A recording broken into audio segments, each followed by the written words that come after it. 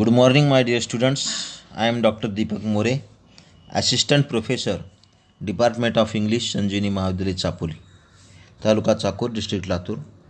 Today we are going to study about unit number 4, grammar, beat number B,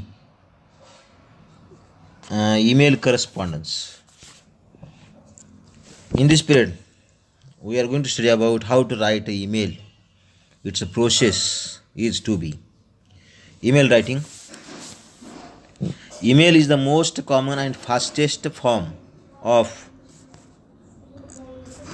written communication. It can carry virtually any kind of computer file, text, tables, pictures, and sounds. It can be sent to many people at a time. Emails have partially replaced the letters today.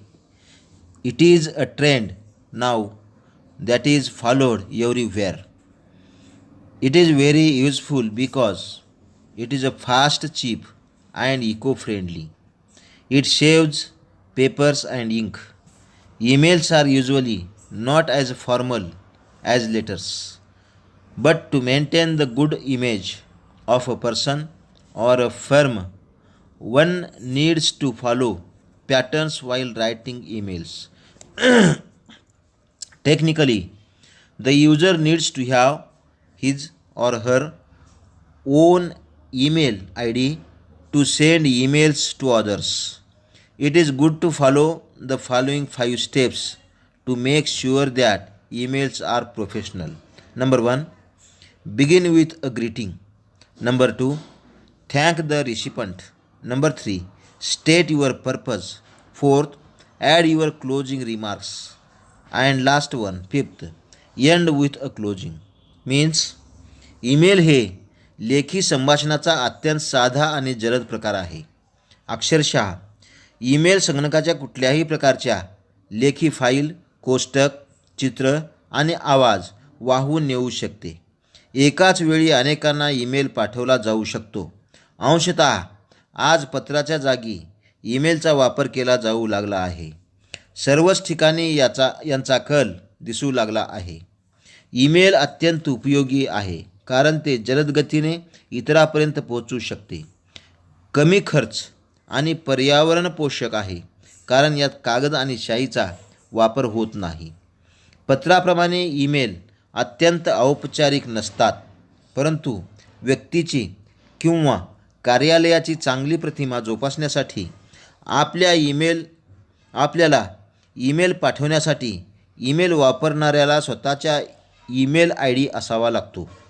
Email पाठवण्यासाठी खालील 5 गोष्टी आपल्याला आत्मसात कराव्या लागतील. Number 1, begin with greetings means सुरुवात शुभेच्छांनी करावी. The opening line of your every email should be a greeting, such as, Dear Asmi. If you are writing a professional email, it should have the formal use of their family name, for example, Dear Mrs. Kulkarni or Respected Mr. Jadhav.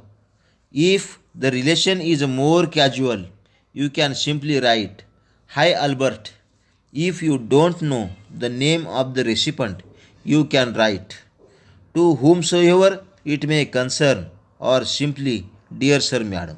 म्हणजेच आपल्या ईमेलची सुरुवात ही शुभेच्छांनी केलेली असावी, जसे की dear आस्मी. जर तुम्ही व्यावसायिक ईमेल लिहित असाल तर त्या ईमेलमधील व्यक्तीच्या नावाचा उल्लेख औपचारिक असावा, जसे की डिअर मिसेस कुलकर्णी किंवा रिस्पेक्टेड मिस्टर जाधव इत्यादी. जर ईमेल पाठवणाऱ्या व्यक्तीशी तुमचे अनौपचारिक संबंध असतील तर तुम्ही हाय अल्बर्ट असे लिहू शकता. जर तुम्ही ज्याला ईमेल लिहित आहात त्याचे तुम्हाला नाव माहिती नसेल तर तुम्ही to whom so ever it may concern किंवा फक्त डिअर सर किंवा मॅडम असे लिहू शकता. Point number 2, thank the recipient. While replying to a person, don't forget to thank the recipient for his or her interest in you or your company.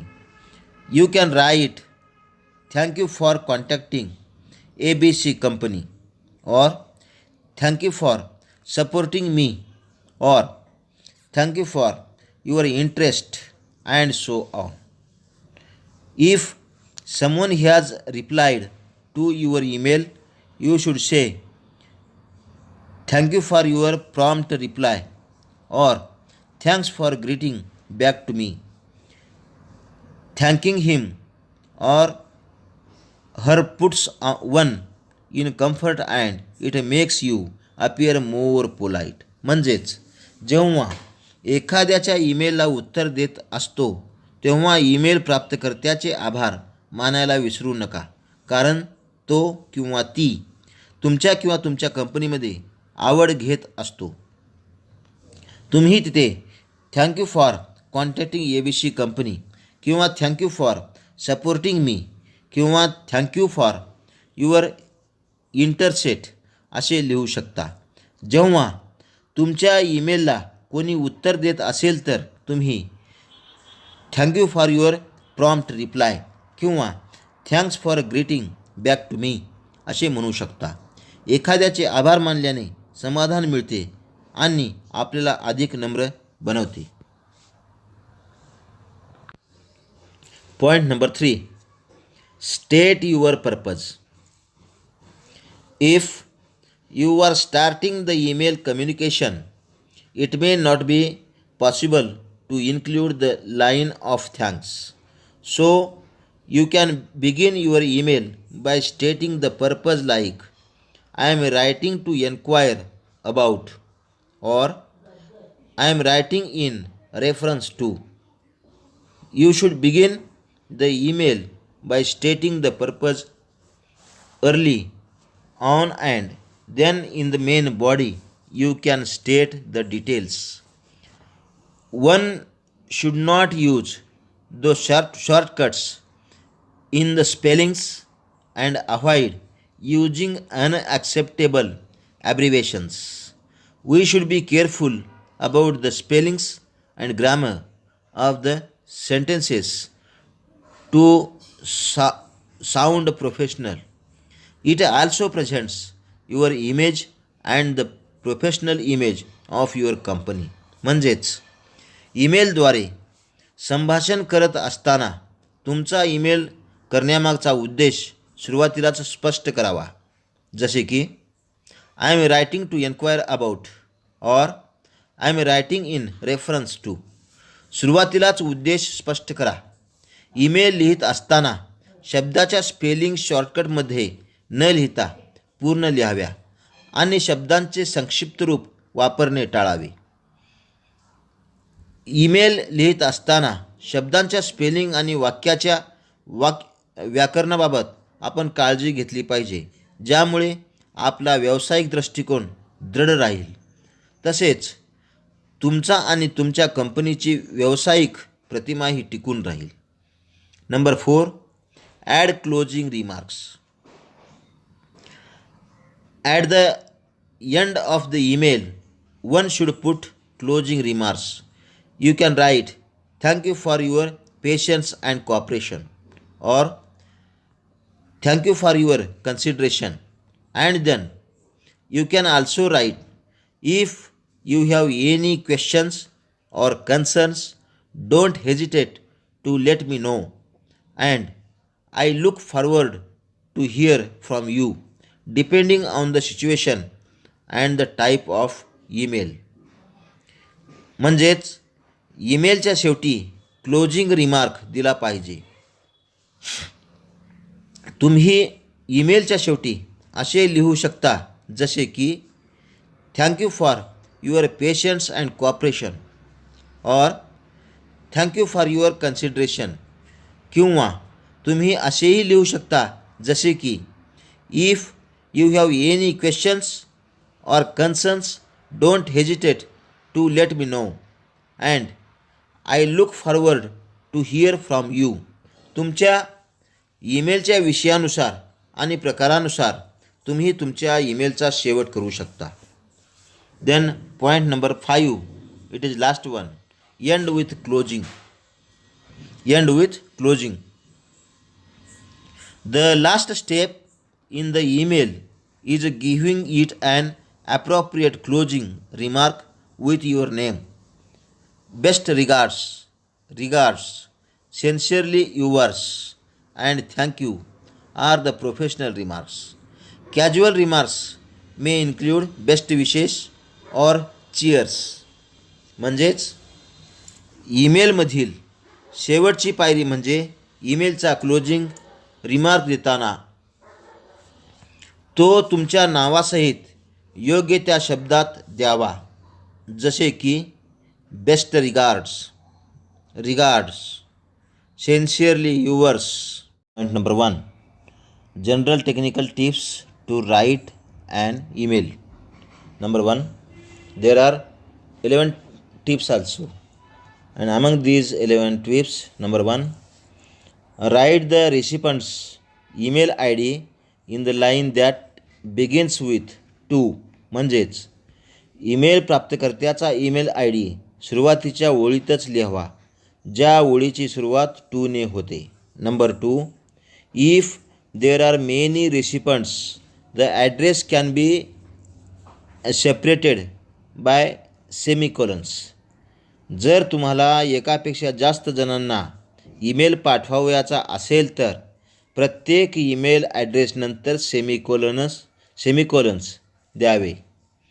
Number 3, the email I D of the sender will appear automatically in the recipients copy. म्हणजेच email पाठवणाऱ्यांचा email I D प्राप्तकर्त्याच्या email कॉपीवर आपोआप दिसतो. Number 4, use the CC, that is carbon copy line to send copies of your letter to other people whom you want to keep informed. म्हणजेच ईमेल एका व्यक्तीपेक्षा जास्त जणांना पाठवायचा असेल तर CC म्हणजेच कार्बन कॉपी या ओळीचा वापर करावा. Number 5, use the BCC means blind carbon copy line for people who want to keep their privacy. The address you will type here will not be seen by other recipients. म्हणजेच जर तुम्हाला तुमचा email गुप्त ठेवायचा असेल तर यासाठी BCC line म्हणजेच ब्लाइंड कार्बन कॉपी या ओळीचा वापर करावा, जेणेकरून तुम्ही जे काही टाईप कराल ते इतरांना दिसणार नाही. Number 6, do not skip the subject line. It must give a clear idea of the content of your message so that the recipient will immediately know what the letter is about. म्हणजेच subject line ईमेलमध्ये वगळू नये, कारण subject लाईनमुळे तुमचा ईमेलविषयी स्पष्ट कल्पना प्राप्तकर्त्याला मिळते व तुमचा ईमेल कशाविषयी आहे हे लगेचच कळते. Number 7, make the title in the subject line short but specific so that the recipient can quickly locate a particular message among others from you. म्हणजेच सब्जेक्ट लाईनचे शीर्षक छोटे असावे, परंतु स्पष्ट विशिष्ट असावे, ज्यामुळे प्राप्तकर्त्याला तुमच्या ईमेलची स्पष्ट कल्पना मिळू शकेल. Number 8, send files that you want to send with your message as attachments. The recipients has to download them in order to read or see them. म्हणजेच तुम्ही तुमचा ईमेल तुमच्या मॅसेजसोबत पाठवू शकता, जेणेकरून प्राप्तकर्ता तो मेल वाचण्यासाठी डाउनलोड करेल. Number 9, official emails especially if they are very formal must have all the components of such a letter that is sent by post via sender's address, date, recipient's name and address, salutation, subject line, complimentary clause, sender's name and designation.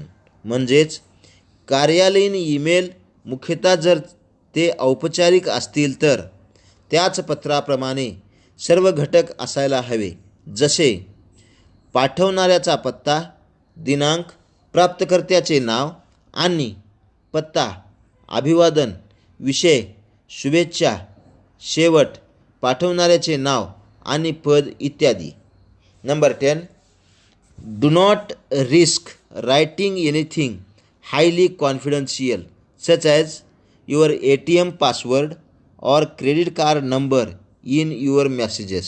Though email gives privacy to users, remember that your message can be retired by hackers, criminals or other people looking for your information. म्हणजेच ईमेलमध्ये कोणत्याही प्रकारच्या खाजगी गोष्टी लिहिण्याचा धोका पत्करू नका, जसे की तुमचा ATMचा पासवर्ड किंवा क्रेडिट कार्डचा नंबर इत्यादी मेसेजमध्ये लिहू नका. जरी ईमेल वापरणाऱ्याला गोपनीयता प्रदान करत असले तरी ती माहिती हॅकर्स, क्रिमिनल्स किंवा इतर व्यक्तीकडून शोधून काढली जाऊ शकते. Number last. Before you click the send button, check the spellings and grammar. Email पाठवण्यापूर्वी स्पेलिंग्स आणि व्याकरण तपासून बघा. Here are a few examples of professional emails. Means for your kind information. Means I am providing some examples how to write an email, how to compose an email for your kind information. I am reading. There are 3 examples in this video and I am reading example number 1 for your kind information. For example, I am providing you one example for your information. This example is as follows. Write your address in the left corner of your page. That is Kapil Satam, house number 44, New Colony, Ahmedpur, District Latur, 413515, and mention date, that is April 14, 2019.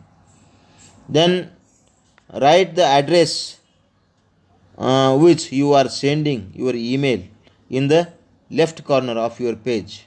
That is to the next line, the manager, next line, District Cooperative Bank, then last line, Latur. Then change your para and write the description about your email. That is as follows. Dear sir, madam, I am the student of Master of Commerce in bracket MCom in my final year at Swami Ramanand Tirth Marathwada University, Nanded, Maharashtra State.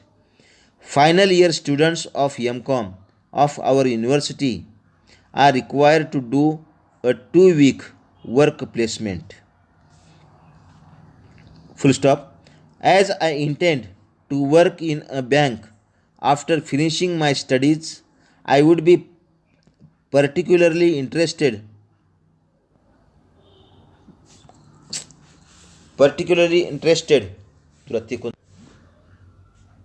As I intend to work in a bank after finishing my studies, I would be partially interested to work with the loan department in your bank to gain some experience. I am also interested in working with the accounts of the bank.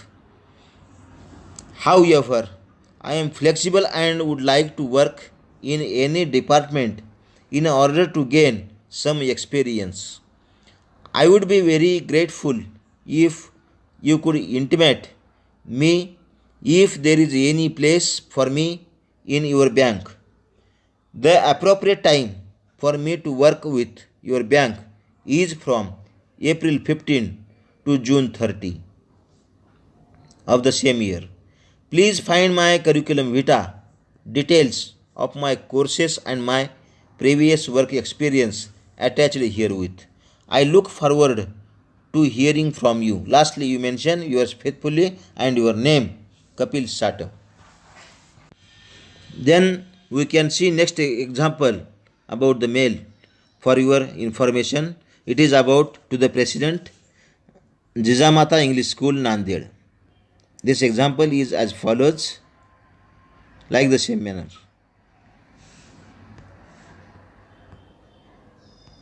Then you can see or read the third example, which is mentioned herewith about to the manager, Sadguru Management Training Institute, Nanded. This is example for your information, for your study. You do better study and be prepared how to write an email, what are its merits and demerits. Thank you very much.